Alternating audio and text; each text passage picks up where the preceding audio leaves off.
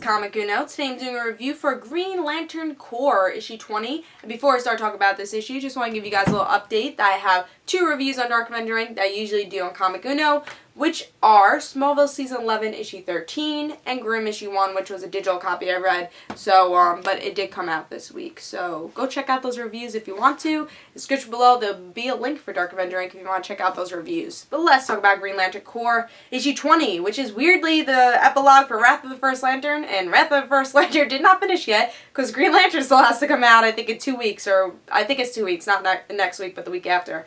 So yeah, the epilogue came out this week. We'll talk a little bit more of that out of orderness, but there's not much spoilers in here, so I guess that's a good thing.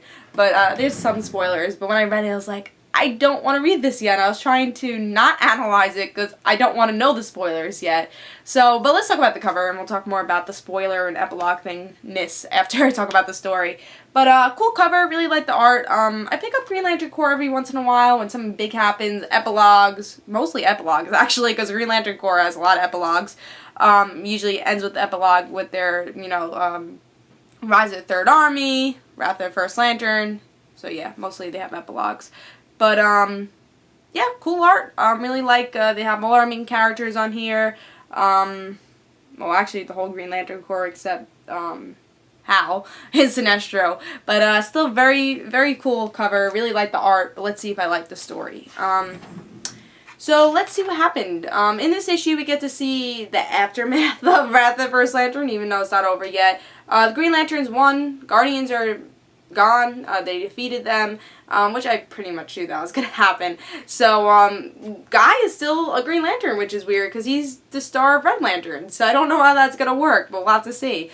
Maybe we'll find that out once he is in Red Lanterns, how he becomes a Red Lantern. But yeah, he's not a Red Lantern here. Again, very weird. I did not expect that with this issue. Then we have John, and I think her name is someone with an F.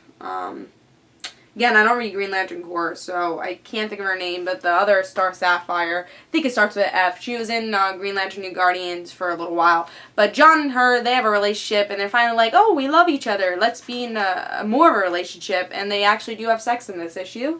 So, yeah, they finalized their relationship. They're like, let's be together. So, that happens in this issue. And then mostly Guy is like, you know what, I've done a lot, let me take a break. And he talks to his brother, sister's father. They actually have to attack one of their enemies, and they're being attacked by one of Guy Gardner's enemies. So Guy saves the day. Then he decides to take a break. And he's like, yeah, let me take a break for 3 months. It doesn't last. It's like 20 days. He's like, you know what, I gotta be a Green Lantern, but I enjoyed myself. So half of this issue is actually Green Lantern just having fun. Guy having a fun time on this world. Still doing his job, helping the low criminals, still doing his job, but still having a fun time with his family. So that was very cool. Enjoyed that a lot. And then in the end, I thought it was just a perfect ending, and then never the end, because I don't think Guy's going to be in this anymore. I think it's going to be a Jon Stewart series. So I think that was the ending for Green Lantern Corps for Guy and for this creative team, because I think this is the last issue for this creative team. So it's really the end for the creative team and Guy, because again, I think Jon Stewart is taking over this book. But I liked it. I really enjoyed it. I haven't loved Green Lantern Corps in the past. I'm not even, it's not on my pull list, but I think I will try it once the new creative team comes on, see what happens with it. I think it was a really enjoyable last issue for this, and a really enjoyable epilogue. The problem with that, I actually would have probably made this my pick of the week, but it was an epilogue, and it did spoil some things. And I think if I really analyzed it, I could probably find stuff that was spoiled. Sinestro's in here. They do. Guy is a Red Lantern here. There's stuff, flashbacks that have to do with an issue that didn't come out yet, and a big issue. That's Jeff Johns' last issue. So I feel like they really did release this out of order, which is obvious because the epilogue came out before the final issue. So that was a little weird, but I think I really did enjoy it. I really liked this issue. I thought it was really fun seeing Guy having just a good time, which we really don't see. Seeing his family, which was just introduced in New 52, so that's something new. Again, I just love seeing him having a good time, which we don't see Guy have, or any Green Lantern really just staying on Earth. So that was really fun. It was just a really fun issue. I think for Green Lantern Corps fans, it really seems like you get your payoff. You get your Jon Stewart relationship, you get your Guy Gardner being happy, you get your payoff. Again, the only problem I have was the first couple of pages, because they do spoil a little. They don't spoil a lot, you don't get the whole story, but they do spoil a little that I didn't want to spoil, and I felt like I wasn't totally into it, because I felt like I was like on the internet, you know, looking at a spoiler page. It's like, I don't want to read it, but I want to at least skim it, you know.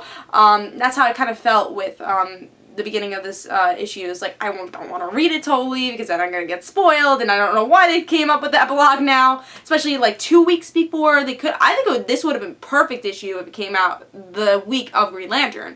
I really think I would have given this a higher grade if it did, because I really did enjoy this issue. It just, that was the one problem, and I think with the beginning of this issue I really couldn't enjoy it as much. But I still give it a solid 4, very close to being my pick of the week, actually. But again, because it was the epilogue this week, that was DC's fault, honestly. They really should have been able to send out these issues either after Green Lantern or during the week of Green Lantern. That was really their fault. I think some people, if you're not, you know, a reviewer, or, you know, if you don't mind waiting, I honestly would just buy this now, keep it in your pile, and then read it with Green Lantern. I think that was the smartest idea, and I think you could really enjoy this to its fullest if you do that. I mean, you don't want to, you know, lose the chance of getting Green Lantern Corps. I would get it this week, but I would definitely maybe just wait it out. Just read it with Green Lantern. I think that you'll get the perfect experience, because it's a really good issue. It really was being close to my pick of the week. It's just, again, the epilogue just came out in the wrong time. That's DC's fault. Whatever got delayed, who knows, but kind of upset at that, because I really want to enjoy this issue to the fullest. But still, very good issue. 4 stars. Take my advice, what I've said before, but definitely pick this up. 4 stars. Really enjoyed it.